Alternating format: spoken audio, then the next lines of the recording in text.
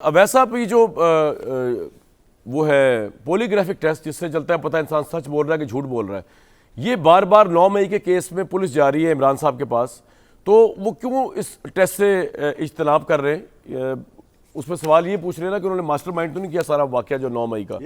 آپ کیا رائے دیں گے ایز اے لائر؟ یہ اجتناب جی دیکھیے میں آپ کو بتاؤں کہ بات یہ ہے کہ 9 مئی کا واقعہ جو ہے اس حد تک تو ہے کہ فوج نے ایک سویلین کیس کے اندر ان کو گرفتار کیا، لوگوں نے احتجاج کیا، لوگوں نے اپنے احتجاج کا اظہار کیا اگینسٹ دی پرسن فوجی جنہوں نے گرفتار کیا۔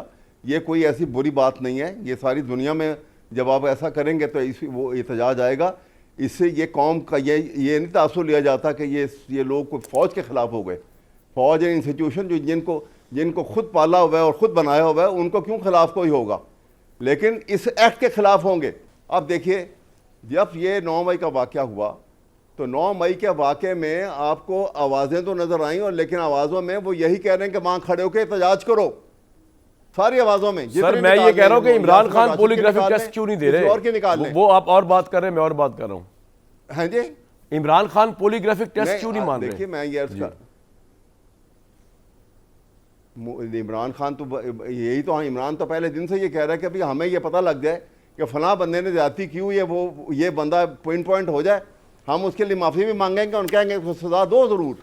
ٹھیک ہے، یہ تو ہم پہلے دن سے کہہ رہے ہیں، لیکن سوال یہ ہے کہ جس وقت وہ ٹائم لائن دیں آپ کا آئی جی پولیس کہ جناب یہ جلوس اتنے بجے یہاں سے چلا، اتنے بجے فلاں جگہ پہنچا، اتنے بجے فلاں جگہ پہنچا، سر آپ کا پوائنٹ آ گیا، اور اتنے بجے وہ شیرپا برج سے تھا، سنیں ذرا، اور یہ برج اور یہ جس وقت جو ہے وہ وہاں پہ کور کمانڈر ہاؤس کے باہر پہنچا تو اس وقت 5:35 ہوئے تھے۔ جی کائرہ صاحب اس سے پہلے میں سوال کروں، آپ کچھ کہنا چاہ رہے ہیں؟ جی فرمائے۔ گزارش یہ ہے کہ یہ باتیں تو چلے قانونی طور پہ مشگافیاں نکلتی رہتی ہیں، وہ کلا یہ کرتے رہتے ہیں، ٹائم دیکھیں فلاں کریں، آپ چیزوں کو ملائیں گے، فلاں نے بیان میں ایک لفظ غلط کہہ دیا تو اس سے کھیل لیں، اوکے، لیکن جو آپ کے ایم این ایز، جو آپ کے وزراء، جو آپ کے ایم پی ایز، جو آپ کے پارٹی عہدیداران مختلف جگہوں پہ کراؤڈ کو لے کے گئے، لیڈ کر کے گئے، ایک نہیں ایک سے زائد جگہوں پہ، اور فوج نے گرفتار نہیں کیا تھا، رینجرز نے پولیس کے ساتھ مل کے گرفتار کیا تھا، اس کے اوپر آپ رینجرز ہیڈ کوارٹر سے گزر کے جا کے آدمی ہے۔ سر میری گزارش سنیں، رینجرز ہے جی، کمپلیٹ کر لیں کائرہ صاحب، اویس صاحب آپ جی آفیسر وہی ہیں، فوجی آفیسر ہیں۔ کمپلیٹ کر لیں میرے کائرہ صاحب۔ جی میں چاہوں گا کہ آپ مجھے ڈسٹرب نہ کریں۔ جی کائرہ صاحب بولیں، بڑے بھائی مجھے بڑا احترام ہے آپ کا۔ جی کائرہ صاحب کمپلیٹ کر لیں۔ جی سوری قائد صاحب، نو ایشو ایٹ آل۔ سو گزارش یہ ہے کہ ہم صرف یہ کہہ رہے ہیں کہ اس وقت معاملہ چیزیں الجھ گئی ہیں، آپ نے معافی نہیں مانگنی، ہم کب کہہ رہے ہیں معافی مانگیں؟ وہ تو مجھ سے سوال ہوا، میں نے کہہ دیا۔ آپ کو رائے نہیں چاہیے، بالکل نہ لیجئے۔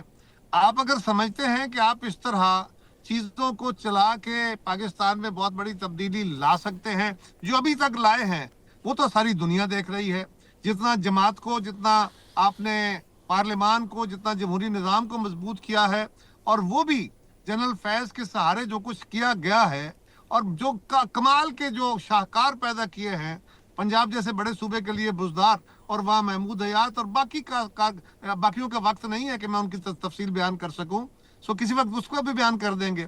سو گزارش یہ ہے کہ اگر آپ تبدیلی لا سکتے ہیں تو گڈ لک، ہم تو کہہ رہے ہیں بالکل کیجئے، لیکن اگر ہم سے کوئی پوچھے گا تو ہم اسے یہی کہیں گے کہ بھائی اس ملک کے اندر اور دنیا بھر میں بہت سارے لوگ آئے جو آئیڈیلزم کی باتیں کرتے تھے، لیکن الٹیمیٹلی آپ کو پالیٹکس میں ڈویبلز اور آئیڈیلز، ان کے درمیان کھڑے ہو کے کچھ رستے نکالنے ہوتے ہیں۔ یہ ہمارے رستے ہیں، ہو سکتا ہے آپ انقلاب والے رستے پہ چل رہے ہو، اور انقلاب پھر پیسفل نہیں ہوا کرتے، پھر درمیان میں مت کھیلیے، پھر کھل کے کھیلیے۔ میں اس بات پہ آپ سے ایگری کرتا ہوں، پریگمیٹیکلی اس بات سے ایگری کرتا ہوں۔ ٹھیک ہے۔